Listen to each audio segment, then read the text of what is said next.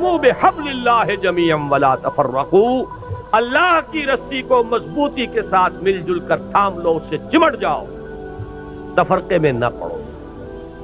یہ قرآن ہے جو جوڑے گا۔ بہت ہی عمدہ الفاظ میں علامہ اقبال نے کہا ہے، ماں ہما خاکو دلے آگاؤس اد یکائنی مسلمان زندہ است۔ دونوں اشعار سن لیجئے۔ مسلمان کی زندگی جو ہے ایک آئین کے بدولت ہے۔ پیکر ملت سے قرآن زندہ است، ملت کا یہ جسد جو ہے اس میں حیات روح جو ہے وہ قرآن سے۔ ماں ہما خاکو دلے آگاہوس اعتصامش کن کہ حبل اللہ ہوس۔ ہم تو خاک کے مانندے جیسے جسد خاکی ہے، اس میں روح ہے جو حیات کا ذریعہ ہے، تو در حقیقت ماں ہما خاکو دلے آگاہوس اعتصامش کن، جسد ملی کے اندر وہی مقام جو ہے قرآن کا ہے، مضبوطی سے تھامو حبل اللہ۔ یہی ابھی گزشتہ بدھ کو جو میرا مضمون چھپا تھا، جو الہدا ہی کے سلسلے کی اقساط آ رہی ہیں جنگ میں، شاید نظر سے گزری ہو، وہ اسی موضوع پر تھی، وَاعْتَصِمُوا بِحَبْلِ اللَّهِ جَمِيعًا وَلَا تَفَرَّقُوا۔ اس کو مضبوطی سے تھامیں گے، اس سے جڑیں گے، اس سے فکری ہم آہنگی پیدا ہوگی، اس کے ساتھ اتحاد فکر و نظر وجود میں آئے گا۔ یہ ہے وہ مورٹر، یہ ہے جوڑنے والی شے، جیسا کہ فرمایا ہے حضور صلی اللہ علیہ وسلم نے، القرآن حبل اللہ الممدود من السماء الی الارض، آسمان سے زمین تک تنی ہوئی رسی ہے اللہ، مضبوطی سے تھامو۔ ایک دفعہ کا واقعہ بڑا پیارا ہے۔ حضور اپنے حجرے سے باہر تشریف لائے، مسجد نبوی کا نقشہ ذرا ذہن میں رکھیے۔ حجرے سے باہر تشریف لائے تو دیکھا ایک کونے میں کچھ مسلمان، کچھ اہل ایمان بیٹھے ہوئے قرآن کا مذاکرہ کر رہے ہیں، سمجھا رہے ہیں، چہرے پر بشاشت کے آثار ظاہر ہوئے۔ یہ معجم کبیر طبرانی کی جو ہے اس کی روایت ہے۔ آپ تشریف لائے، ایک سوال کیا بڑا عجیب، بلکہ اس سوال کو تو یوں سمجھ کر سنیے کہ جیسے کہ حضور یہ سوال مجھ سے اور آپ سے بھی کر رہے ہیں۔ الستم تشہدون اللہ الہ الا اللہ وانی رسول اللہ وان ھذا القرآن جاء من عند اللہ، کیا تم اس بات کی گواہی نہیں دیتے کہ اللہ کے سوا کوئی معبود نہیں، میں اللہ کا رسول ہوں اور یہ قرآن اللہ کے پاس سے آیا ہے؟ صحابہ کا جواب کیا ہو سکتا تھا؟ بلا یا رسول اللہ، حضور کیوں نہیں، بالکل ہے، ایسا ہی ہے۔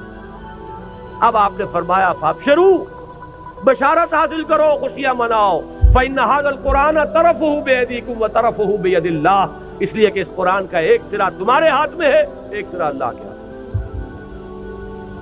یہ ہے وہ قرآن، وہ حبل اللہ، وَاعْتَصِمُوا بِحَبْلِ اللَّهِ جَمِيعًا وَلَا تَفَرَّقُوا۔ اس کے بعد وہ تاریخ کا حوالہ دیا، وَاذْكُرُوا نِعْمَةَ اللَّهِ عَلَيْكُمْ إِذْ كُنْتُمْ أَعْدَاءً فَأَلَّفَ بَيْنَ قُلُوبِكُمْ، یاد کرو احسان جو اللہ کا تم پر ہوا، جبکہ تم دشمن تھے، ایک دوسرے کے خون کے پیاسے تھے۔ اوس اور خزرج کی دشمنی چلی آ رہی تھی 100 برس سے، قبیلے لڑ رہے تھے، پھر اللہ تعالیٰ نے تمہارے دلوں میں الفت پیدا کی، ایمان کی الفت، مقصد کی ہم آہنگی، نظریات کا اشتراک۔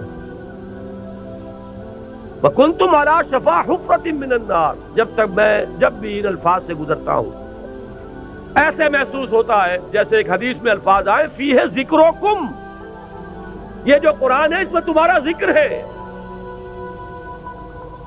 اور بلکہ اس سے پہلے الفاظ ہیں، فیہ خبر ما قبلکم ونبأ ما بعدکم وحکم ما بینکم۔ حضرت علی کی روایت ہے یہ، حضور نے فرمایا اس قرآن میں تم سے پہلوں کی خبریں بھی ہیں، تم سے بعد کے حالات کی اطلاعات بھی ہیں، اور جو بھی تمہارے مابین کبھی اختلاف ہوگا اس کا حل اور فیصلہ موجود ہے۔ تو ہمارا ذکر کہاں ہے؟ کنتم علی شفا حفرۃ من النار، تم تو آگ کے گڑھے کے کنارے تک جا پہنچے تھے، فانقذکم منہا، تو اللہ نے تمہیں اس سے بچایا اور نکالا۔